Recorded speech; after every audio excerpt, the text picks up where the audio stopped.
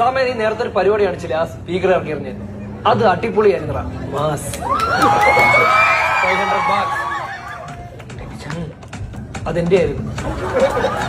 450 done. Okay എന്താട്ടാ ഇത് setup ആണോ ചേട്ടാ? ഇത് BMW യെല്ലോ കളർ. ഇത് സെറ്റപ്പ് ഗിയർ ബോക്സ് ആണോ എന്ന് ചേട്ടാ ഇത് ഫുള്ളി ഓട്ടോമാറ്റിക്. ചവിട്ടി കൊടുത്ത